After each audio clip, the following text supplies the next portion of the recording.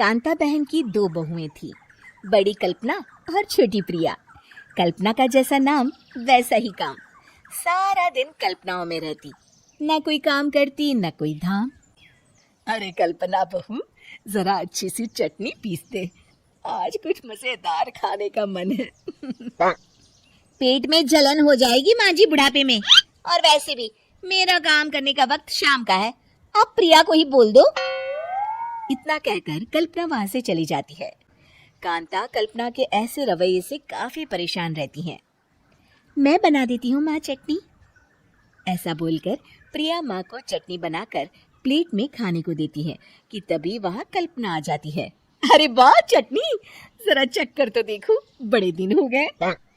अरे नहीं बहू, तू तो रहने ही दे चटनी खाना, पेट में जलन हो जाएगी।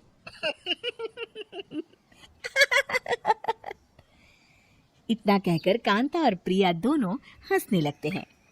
कल्पना सारा दिन या तो मोबाइल में यूट्यूब देखती या फिर सोती रहती। उसका कमरा भी बिखरा और गंदा रहता। एक दिन कल्पना का पति अशोक उससे कहता है, अरे कल्पना, जानवर भी उस जगह को साफ कर लेता है जहां वो बैठता है, तुम तो इंसान हो, कैसे इतने गंदे कमरे में रह लेती हो? देखो सारा सामान यहाँ वहां बिखरा पड़ा है। ज्यादा अपनी माँ का बोल ना बोलो। हाँ, कमरा तुम्हारा भी तो है, गंदा लग रहा है तो साफ कर लो। पता नहीं तुम्हारे साथ मैं कैसे जिंदगी बिताऊंगा। इतना कहकर अशोक वहां से चला जाता है। कल्पना बस खाना खाने कमरे से बाहर आती और फिर से कमरे में चली जाती। इससे कांता बहन काफी परेशान रहती। एक दिन प्रिया कांता से कहती है, माँ, मैं सारा दिन काम करके थक जाती हूँ, आप कल्पना दीदी से कहिए ना कि सुबह और शाम का काम बांट ले, मैं तो अब सिर्फ एक वक्त का ही काम करूँगी। हाँ।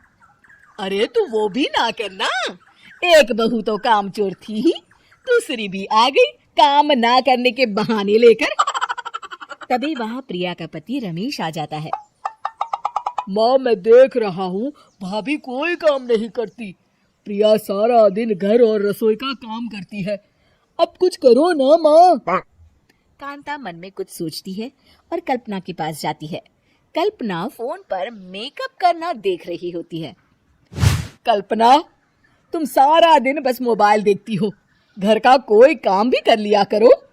प्रिया सारा दिन काम करके थक जाती है, आज से मैंने फैसला किया है, एक वक्त का काम तुम करोगी, सुबह का खाना तुम बनाओगी और रात का प्रिया। आप लोगों ने काम को हव्वा बना रखा है। अरे पता नहीं थोड़ा सा ज्यादा काम करने में आप लोग घबरा क्यों जाती हैं। और हाँ, बहुत ज्यादा प्रिया की तारीफ मत करिए मेरे सामने, बड़ी बहू तो मैं ही रहूंगी।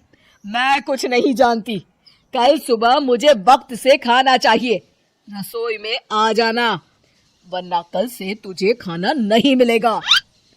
अगली सुबह कल्पना रसोई में नहीं आती है।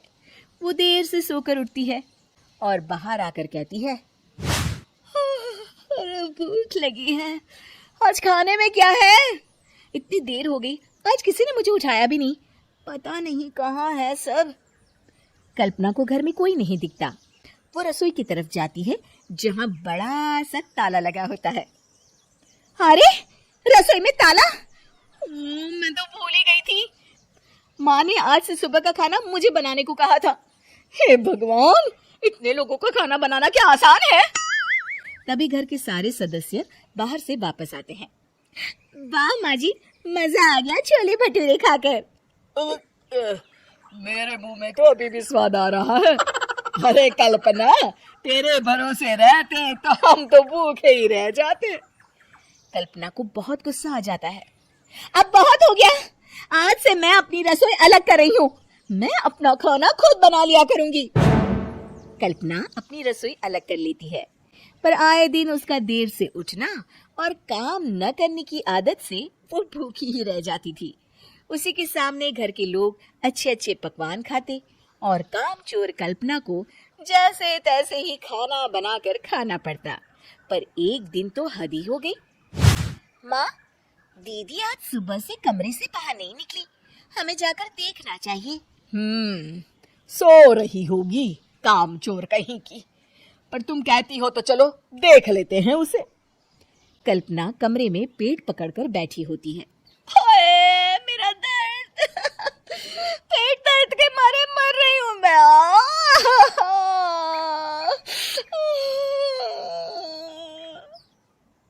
अरे दीदी क्या हुआ? पेट में दर्द क्यों हो रहा है? डॉक्टर को दिखाया आपने? माँ। कल्पना खड़ी होती है और माँ जी के पास आती है। मुझे माफ कर दीजिए, अब से मैं सारे काम में मदद करूंगी, कभी आलस और काम चोरी नहीं करूंगी। हाँ हाँ वो तो ठीक है, लेकिन अचानक क्या हो गया जो तू काम करने को तैयार हो गई? काम चोर कल्पना। माँ, लगातार बासी और उल्टा पुल्टा खाना खाने के कारण मेरे पेट में इन्फेक्शन हो गया है। काम ना करना पड़े इसलिए मैं 2 दिन का खाना एक दिन ही बना लेती थी। बासी और खराब खाना खाने के कारण लेने के देने पड़ गए। पेट में दर्द हो रहा है। चलो अच्छा हुआ, देर आए दुरुस्त आए।